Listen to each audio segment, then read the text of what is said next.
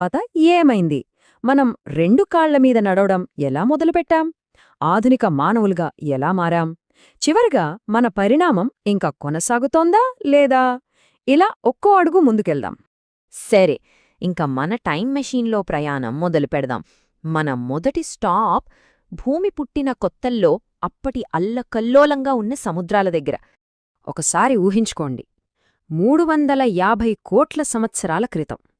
అంటే భూమి ఏర్పడిన తర్వాత దాదాపు 100 కోట్ల సంవత్సరాలకు అప్పుడే జీవానికి మొదటి బీజం పడింది.